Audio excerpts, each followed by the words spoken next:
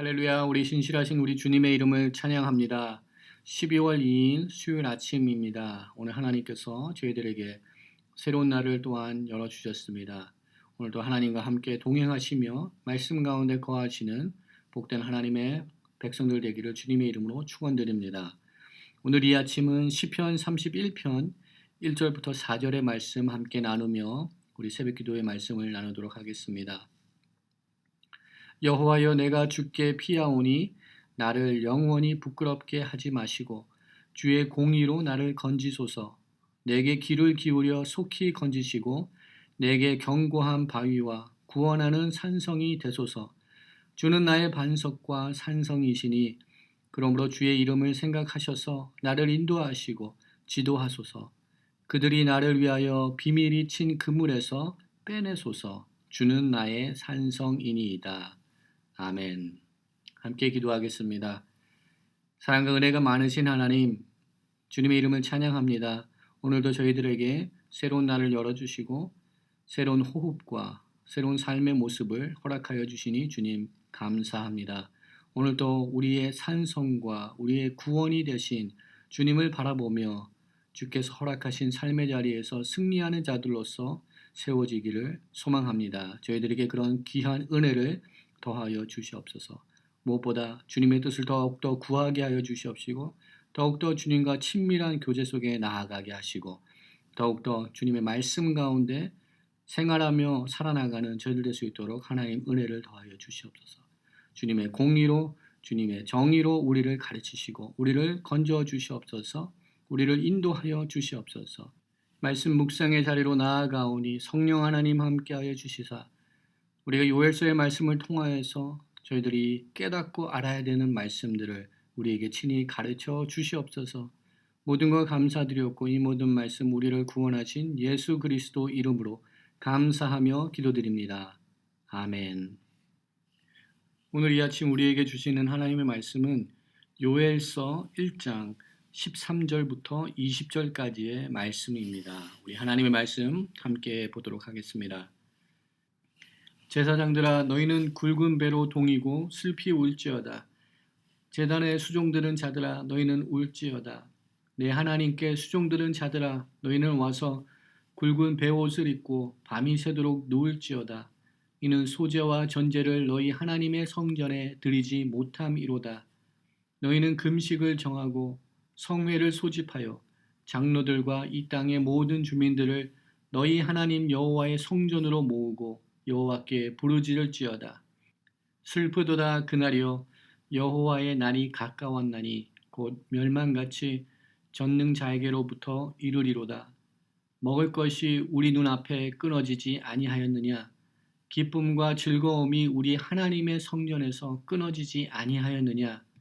씨가 흙덩이 아래에서 썩어졌고 창고가 비었고 곡간이 무너졌으니 이는 곡식이 시들었음이로다. 가축이 울부짖고 소떼가 소란하니 이는 꼴이 없음이라. 양떼도 피곤하도다. 여호와여, 내가 주께 부르짖으오니 불이 목장의 풀을 살랐고 불꽃이 들의 모든 나무를 살랐음이이다. 들짐승도 주를 향하여 헐떡거리오니 시내가 다 말랐고 들의 풀이 불에 탔음이니이다. 아멘. 오늘도 말씀 묵상을 함께 나누는 모든 성도님들 가운데 하나님의 은혜와 하나님의 평강이 함께 하시기를 소망합니다. 우리는 지난 주일을 시작으로 우리 대강절을 시작하였습니다. 대강절은 영어로는 advent라고 이야기합니다. 이 advent라는 단어는 오심 또는 방문을 뜻하는 라틴어 단어인 adventus에서 비롯된 단어입니다. 성탄절 2부까지 4주 동안 교회에서는 매주일 주님의 오심을 기다리는 갈망하는 날로서 우리가 대강절 기간을 맞이하며 지나가게 됩니다. 이번 대강절 기간을 지나가면서 우리 모두가 우리 주님의 오심, 주님의 태어나심을 기대하고 또한 갈망하며 또한 준비하는 우리 모두가 될 수 있기를 소망합니다. 특별히 베들레헴의 그 초라한 마국간에 평강의 왕으로 탄생하신 우리 주님을 다시 한번 기억하며 지금 우리들의 삶의 모습 가운데 요동치는 소리와 소란한 소리가 있을지라도 우리 주님을 다시 한번 맞이하며 우리가 다시 한번 만남으로 인하여서 평강의 왕이 우리의 삶을 주장하시는 은혜를 경험하는 우리 모두가 되기를 주님의 이름으로 축원드립니다. 전통적으로 대강절 기간 동안에 교회에서는 자주색을 통하여서 성탄의 상징과 장식을 하게 됩니다. 전통적으로 자주색은 참회와 충성을 상징하는 색상입니다. 우리가 대강절을 지나가면서 예수님의 오심을 또한 고대하고 기다리지만 또한 이 기간 동안 우리가 더욱더 참회하는 시간을 가질 수 있는 저희들이 되기를 소망합니다. 오늘이 벌써 12월 두 번째 날이 되었는데요. 우리는 12월 달을 시작하면서 요엘서의 말씀을 함께 묵상하게 되었습니다. 하나님께서 저희들에게 이 시즌 동안에 요엘서를 통하여서 선포하시는 말씀이 분명 우리들에게 있는 줄 믿습니다. 우리가 이 시즌을 지나가면서 저희들은 무엇을 기대하고 무엇을 갈망하고 있습니까? 코로나 사태가 빨리 끝나기를 기다리고 계십니까? 아니면 백신이 나오기를 기다리고 계십니까? 그 어떤 것을 기다리며 이 시즌을 지나가고 있습니까? 우리가 함께 요엘서의 말씀을 묵상하면서 더욱더 저희가 참회하며 여호와 앞에 돌아오며 여호와의 뜻을 구하며 하나님의 참된 거룩한 백성들로서 다시금 세워져야 되는 것을 우리가 이 시즌 가운데 더욱더 갈망해야 되는 줄 믿습니다. 오늘 본문 가운데 20절의 말씀을 보게 되면 들짐승도 주를 향하여 헐떡인다고 기록하고 있습니다. 이것은 마치 시편 42편에 사슴이 시냇물을 찾기에 갈급함을 이야기하는 것처럼 하나님께서 만드신 하나님의 그 피조물들조차도 여호와 하나님의 오심을 갈망하고 있음을 선포하고 있는 줄 믿습니다. 우리들 또한 내 영혼이 주를 찾기에 갈급한 저희들 되기를 소망합니다. 시편 42편 2절 말씀처럼 내 영혼이 하나님 곧 살아계신 하나님을 갈망하나니 내가 어느 때에 나아가서 하나님의 얼굴을 배울까라고 고백하는 저와 여러분들의 삶이 되기를 원합니다. 저희들이 함께 묵상하는 요엘서는 몇 가지 특징들이 있습니다. 먼저 요엘서는 소선지서에 포함이 됩니다. 소선지서는 호세아부터 시작하여서 구약성경의 마지막 책인 말라기까지 그 가운데 있는 12개의 선지서를 소선지서라고 저희들은 구분을 합니다. 소선지서가 있으면 이와 반대로 대선지서가 있게 마련입니다. 대선지서로서는 이사야서, 예레미야서, 에스겔서 그리고 다니엘서를 포함하여서 우리는 대선지서로 우리는 구별을 하고 있습니다. 그러나 우리 이렇게 대선지서와 소선지서로 구분하여 나눠서 우리가 이해할 때 저희들이 놓쳐서는 안 되는 부분이 있는 것 같습니다. 그것은 이 두 부분은 각 선지자들이 기록한 그 문서들의 기록의 분량에 따라서 구분을 하였다는 것을 우리가 놓쳐서는 안 될 줄 믿습니다. 어떤 선지자는 더 위대하고 또한 그와 반대로 다른 선지자는 그의 영향력과 활동과 그의 사역이 미흡하여서 소선지서로서 나눠지는 것이 아니라는 것을 우리가 이해해야 될 줄 믿습니다. 모든 선지자들이 하나님의 말씀을 선포하였고 하나님의 귀한 일들을 감당하였기에 귀한 하나님의 일꾼들이었습니다.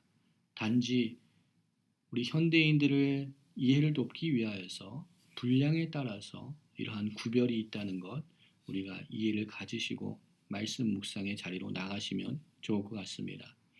우리는 쉽게 판단하고 쉽게 비교하려는 그러한 마음들이 있는 것 같습니다.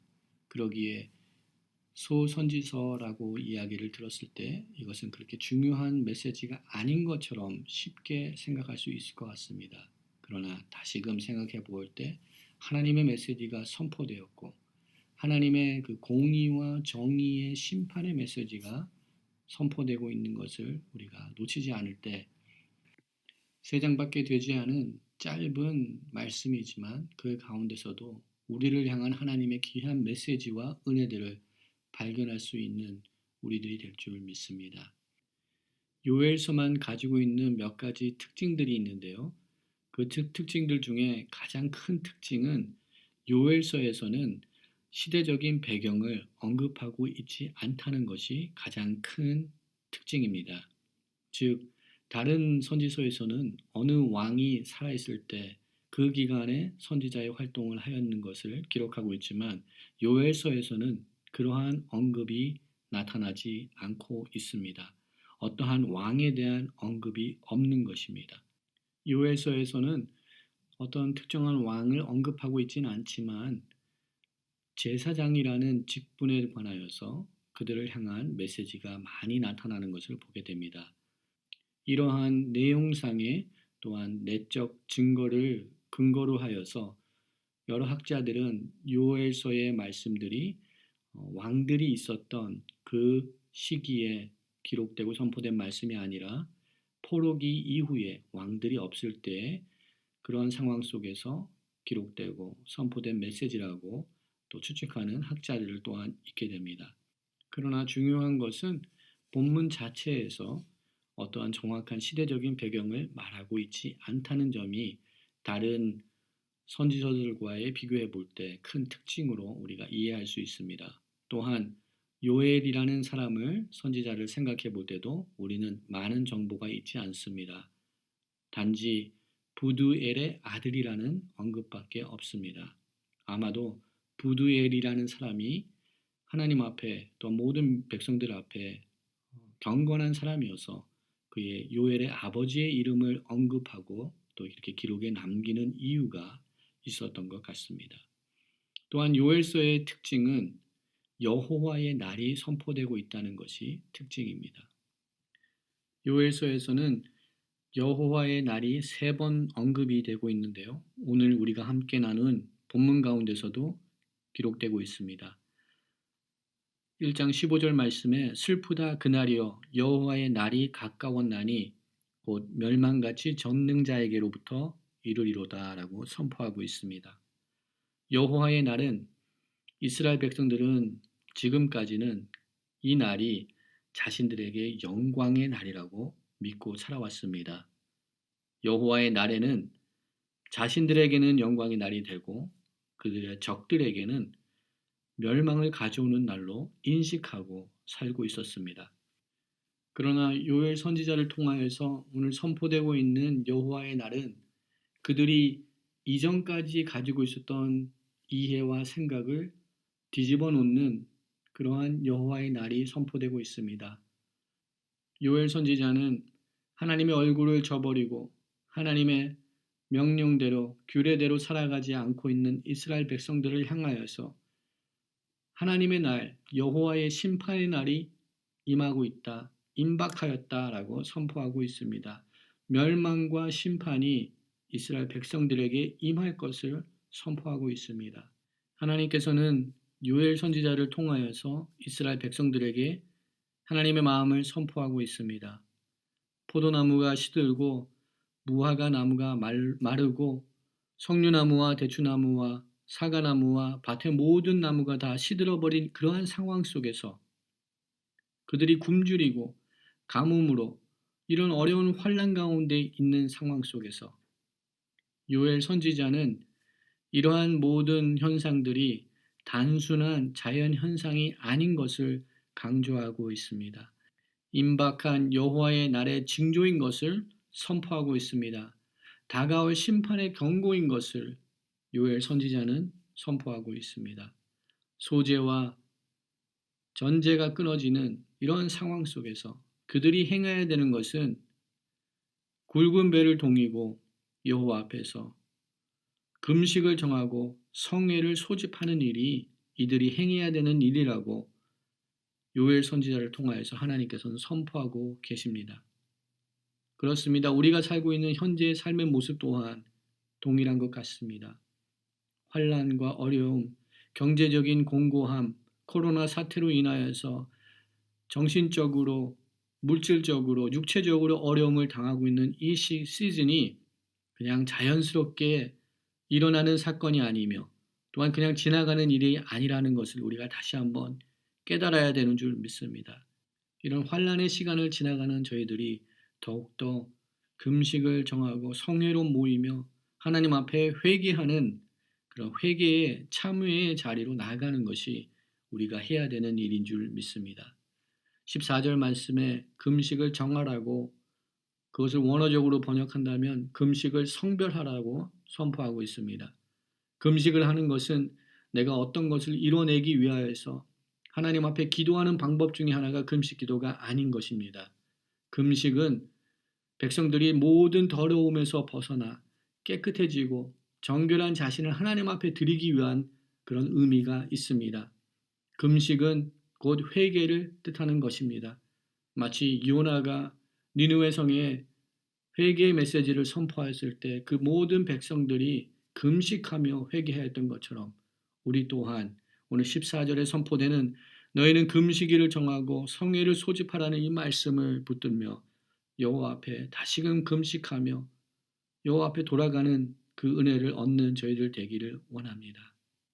오늘 본문 19절 말씀에 요엘은 주님 앞에 부르짖겠다고 고백합니다.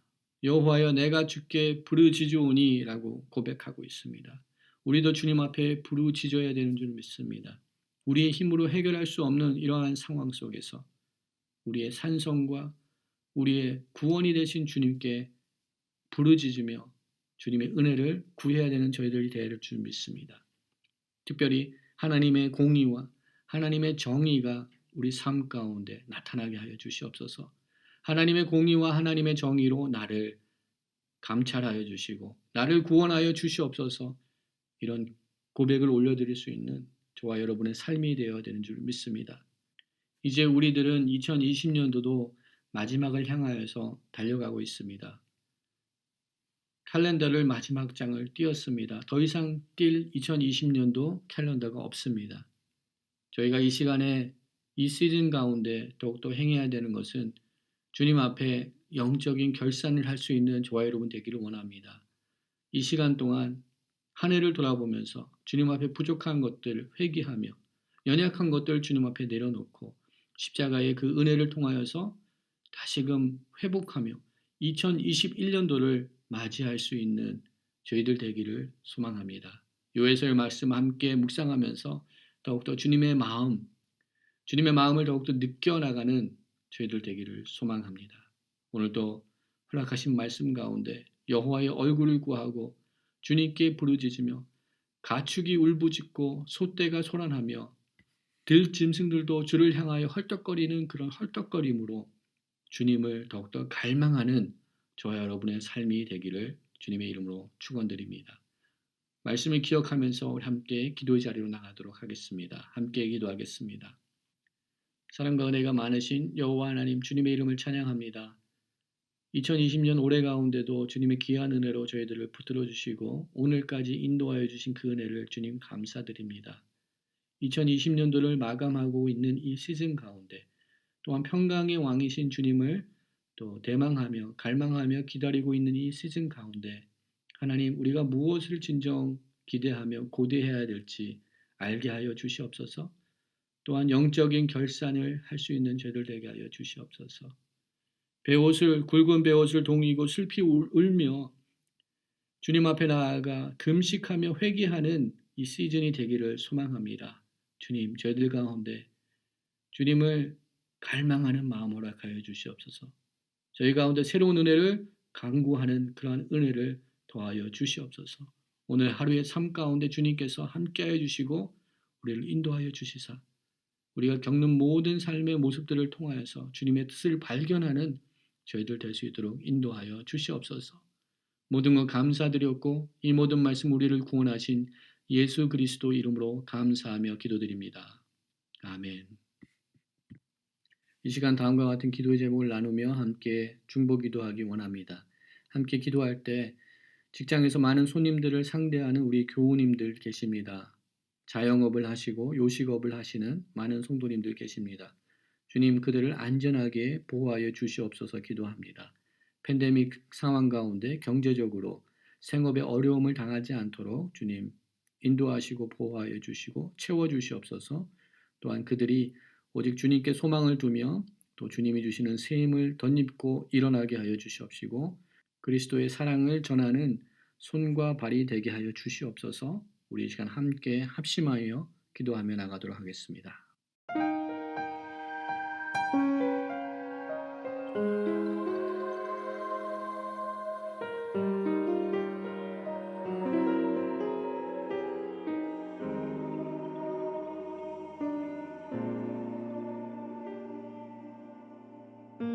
오 주님 낮은 대로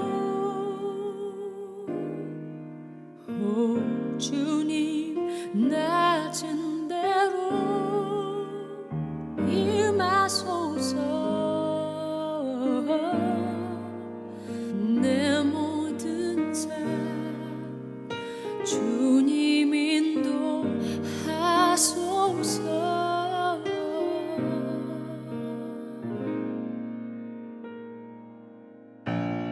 오 주님 낮은 대로 오 주님 낮은 대로 임하소서 내 모든 삶 주님 인도하소서 주 없이 그 은혜와 사랑 없이 단 하루도 살 수 없네